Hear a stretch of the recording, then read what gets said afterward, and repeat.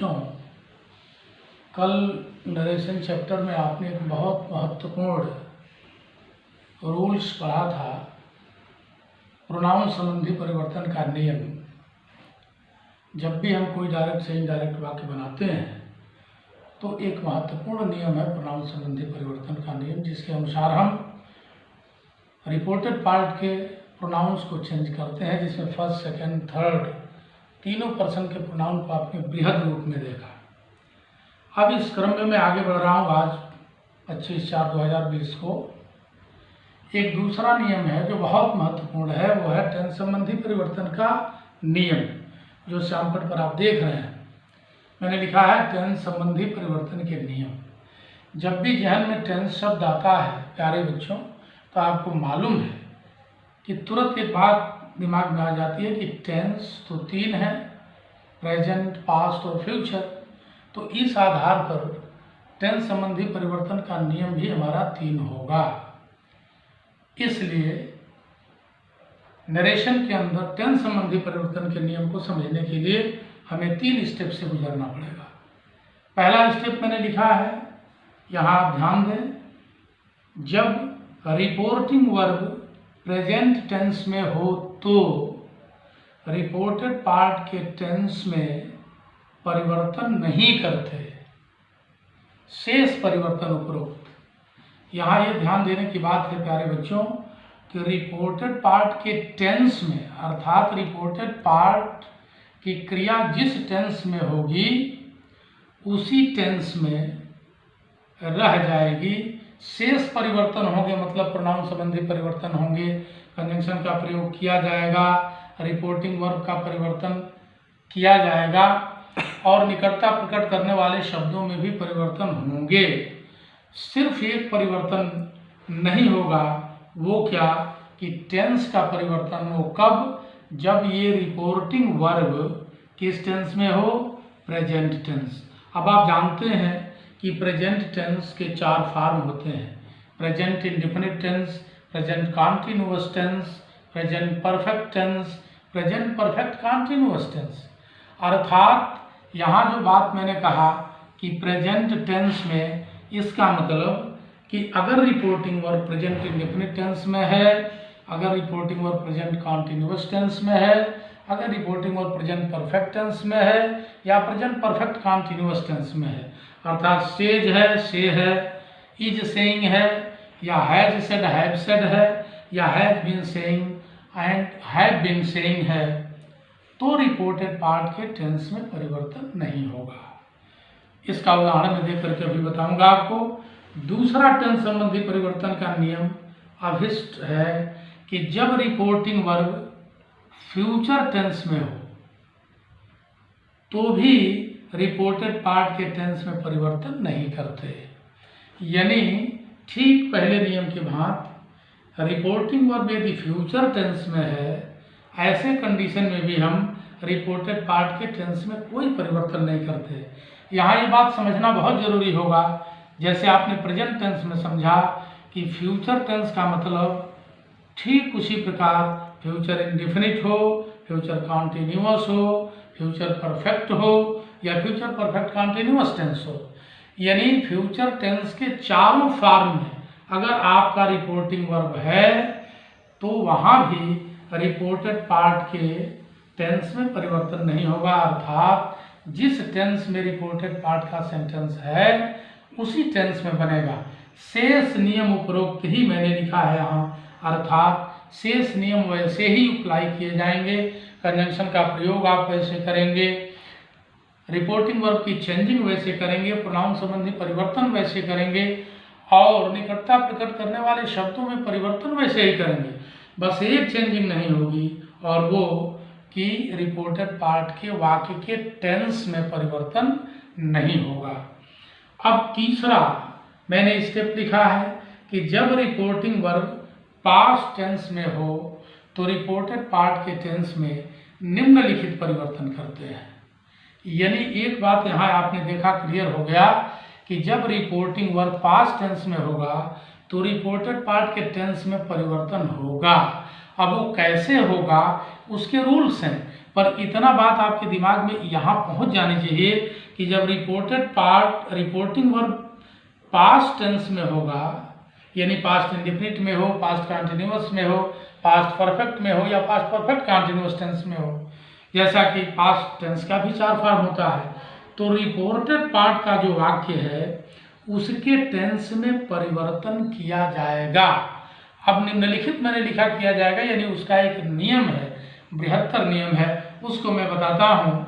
लेकिन उसके पहले जरूरी ये होगा प्यारे बच्चों कि जो 2 आपने नियम लिखा है, जब प्रेजेंट और फ्यूचर टेंस में आपका वाक्य हो, रिपोर्टिंग वर्ब हो, तो ऐसी स्थिति में आप रिपोर्टेड पार्ट के टेंस को नहीं बदलते हैं। इसका एक एक उदाहरण देख लीजिए, फिर मैं पास्ट टेंस में रिपोर्टिंग वर्ब जब होता है तो उस पर चल रहा हूँ। अब जैसे एक वाक्य देखिए, Shyam says to his friend, comma noted comma,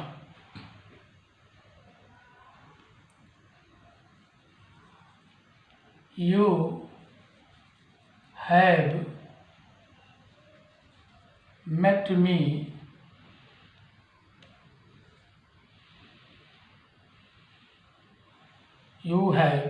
me already.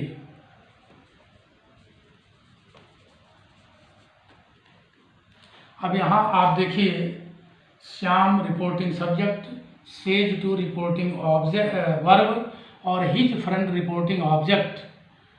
You have met me already, आप मुझसे पहले ही मिल चुके हैं। ये रिपोर्टेड पार्ट के सेंटेंस का मतलब हुआ। अब जब हम इसे चेंज करने चलेंगे तो आप देखिए, श्याम टेल्स, ये असर्टिव सेंटेंस में आपको बताया जाएगा कि सेज टू जब रहेगा तो टेल्स में बदलेगा, tales his friend, conjunction that लग जाएगा क्योंकि आगे वाक्य आपका असर्टिव है। अब यहाँ प्रोनाउन देखिए, यू है, तो आप नियम पढ़ चुके हैं, यू सेकंड पर्सन का प्रोनाउन है, इसको आप चेंज करेंगे रिपोर्टिंग ऑब्जेक्ट के अनुसार। रिपोर्टिंग ऑब्जेक्ट हिज फ्रेंड है, थर्ड पर्सन एक वचन है, थर्ड पर्सन एक वचन के लिए प्रोनाउन आप ही लगाते हैं तो यहाँ ही आ जाएगा, दैट ही। अब हमें देखना है कि यू हैव मेट, ये प्रेजेंट परफेक्ट का वाक्य है, तो इसका टेंस बदलेगा कि नहीं। इसके लिए हम पहुंचेंगे रिपोर्टिंग वर्ब पर। जैसा अभी आपने नियम लिखा कि रिपोर्टिंग वर्ब जब प्रेजेंट टेंस में होगा तो रिपोर्टेड पार्ट के टेंस में परिवर्तन नहीं किया जाएगा। तो हमने देखा कि यहाँ रिपोर्टिंग वर्ब जो है सेज टू, ये प्रेजेंट इंडेफिनिट टेंस में है। ऐसी स्थिति में रिपोर्टेड पार्ट के टेंस में हम कोई परिवर्तन नहीं करेंगे, अर्थात जिस टेंस में है उसी टेंस में रह जाएगा। यहाँ हम देख रहे हैं कि you have met me already, यह टेंस जो है प्रेजेंट परफेक्ट है, इसलिए हम प्रेजेंट परफेक्ट में ही इसे बनाएंगे। तो प्रेजेंट परफेक्ट में ही के साथ हेल्पिंग वर्ब हैज आता है, ही हैज मेट। अब मी है तो मी फर्स्ट पर्सन का प्रोनाउन है, बदलेगा श्याम के अनुसार, तो श्याम के लिए भी प्रोनाउन ही आएगा, पर यह ऑब्जेक्टिव फॉर्म में है तो ऑब्जेक्टिव में ही का हिम होगा, हिम।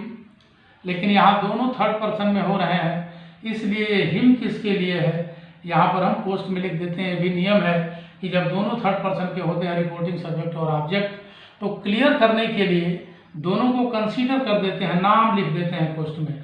तो यहाँ हिम के आगे हम लिख देंगे श्याम, इससे क्लियर हो जाएगा कि हिम किसके लिए है, ऑलरेडी।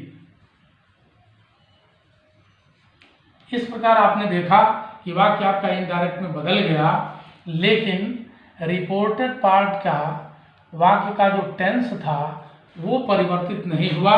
प्रेजेंट परफेक्ट टेंस में रिपोर्टेड पार्ट था और इनडायरेक्ट में भी प्रेजेंट परफेक्ट टेंस में ही ये बना। इससे स्पष्ट हो गया कि जब रिपोर्टिंग वर्ब आपका प्रेजेंट टेंस में है, इंडेफिनिट में है यहाँ, तो आपका रिपोर्टेड पार्ट का टेंस नहीं बदलेगा।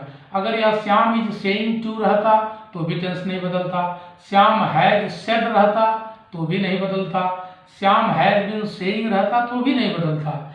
यद्यपि श्याम हैज सेड रहता तो कुछ लड़के भ्रम में पड़ जाते हैं प्यारे बच्चों कि सेड है तो हम टेंस बदल सकते हैं। वो ये नहीं ध्यान देते कि हैज सेड का प्रयोग वहाँ हुआ है। इससे ये साबित है कि हैज वहाँ हेल्पिंग वर्ब है, वर्ब का थर्ड फॉर्म लगा है शेड, तो प्रेजेंट परफेक्ट में रिपोर्टिंग वर्ब है, इसलिए उसका टेंस नहीं बदलेगा। अब आप एक और उदाहरण देखिए। The teacher will say to his students,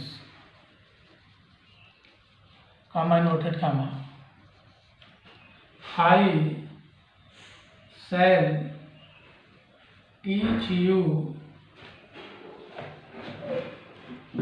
tomorrow.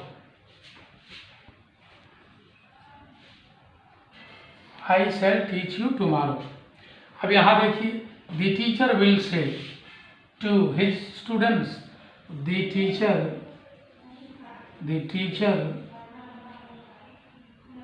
will say to है तो tell हो जाएगा, will tell his students that। अब देखिए I प्रोनाउन है, चेंज होगा दी टीचर के अनुसार, सब्जेक्ट के अनुसार, तो ही हो जाएगा ही। पोस्ट में चूंकि थर्ड पर्सन दोनों हैं, दी टीचर। अब देखिए यहाँ शैल टीच, तो टेंस बदलेगा कि नहीं, इसके लिए हम चलेंगे रिपोर्टिंग वर्ब पर। तो रिपोर्टिंग वर्ब यहाँ देखिए विल से टू है, अर्थात फ्यूचर इंडेफिनिट टेंस में है। तो जब फ्यूचर टेंस में आ गया रिपोर्टिंग वर्ब, तो रिपोर्टेड पार्ट का टेंस नहीं बदलेगा, अर्थात आई शैल टीच यू है, ये फ्यूचर इंडेफिनिट में है, तो इनडायरेक्ट में भी ये फ्यूचर इंडेफिनिट में ही चेंज होगा, इसका टेंस नहीं बदलेगा। तो आई शैल है तो आई की जगह ही हो गया, तो शैल का शुड होता, लेकिन ही के साथ विल लगता है, तो विल का टेंस तो यहाँ बदलना नहीं है, तो यहाँ विल हो जाएगा, ही विल टीच। अब यू है तो यू सेकेंड पर्सन का प्रोनाउन है, स्टूडेंट्स के अनुसार चेंज होगा, तो स्टूडेंट थर्ड पर्सन बहुवचन है, ऐसी स्थिति में थर्ड पर्सन बहुवचन के लिए दे आएगा। अब यहाँ ये ऑब्जेक्टिव फॉर्म में है यू, तो दे का ऑब्जेक्टिव फॉर्म देम होता है, them tomorrow the next day में परिवर्तित हो जाता है, आगे आप पढ़ेंगे। इस प्रकार ये वाक्य इनडायरेक्ट में बदल गया, और यहाँ आपने देखा कि इसका टेंस नहीं बदला, यानी फ्यूचर इंडेफिनिट टेंस में ये वाक्य रहा रिपोर्टेड पार्ट का, इनडायरेक्ट में भी फ्यूचर इंडेफिनिट टेंस में ही रहा। तो इसमें कोई आपको संशय नहीं होना चाहिए। मैं समझता हूँ दो टेंस में जब आपका रिपोर्टिंग वर्ब है तो उसका रिपोर्टेड पार्ट का टेंस नहीं बदलेगा, ये चीज़ आपने देखा, बहुत ठीक से इसको समझा। अब जो तीसरा आपका नियम है उसके लिए एक बृहद, चूँकि वो रूल्स है जिसको लिखाना पड़ता है, वो भी लिखाएंगे। फिलहाल आप इन दो बिंदुओं को ध्यान में रखें।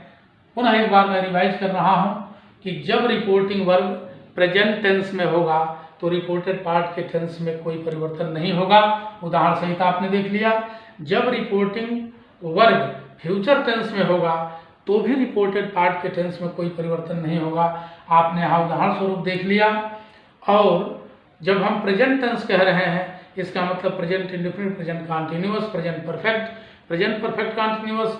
जब हम फ्यूचर टेंस कह रहे हैं, इसका मतलब future indefinite, future continuous, future perfect और फ्यूचर परफेक्ट कॉन्टिन्यूअस। इन चारों फॉर्मों में अगर रिपोर्टिंग वर्ब है तो रिपोर्टेड पार्ट के टेंस में कोई परिवर्तन नहीं करते हैं। इसमें अगर कोई संशय आपको हो तो आप प्रश्न पूछ सकते हैं। आप ऑलरेडी व्हाट्सएप से जुड़े हुए हैं और मैं इसके लिए बार बार ये इंडिकेट कर रहा हूँ प्यारे बच्चों कि आपको कोई चीज़ समझ में नहीं आता तो प्रश्न पूछिए। आजकल चूँकि कोरोना महामारी से हम सभी लड़ रहे हैं, ऐसी स्थिति में निश्चित रूप से एक दूसरे का इस तरह से हम सहयोग कर सकते हैं ऑनलाइन स्टडी के माध्यम से। तो आप इन दो नियमों में कहीं अगर दिक्कत हो तो आप पूछें, घर पे रहें, सुरक्षित रहें, दूसरों को सुरक्षित रखें। कल मैं इसका तीसरा नियम जिसमें टेंस परिवर्तन होना है रिपोर्टिंग और जब पास्ट टेंस में हो तो टेंस का परिवर्तन होगा, वो बृहद रूप में आपको बताएंगे। आज के लिए बस इतना ही। बहुत बहुत धन्यवाद।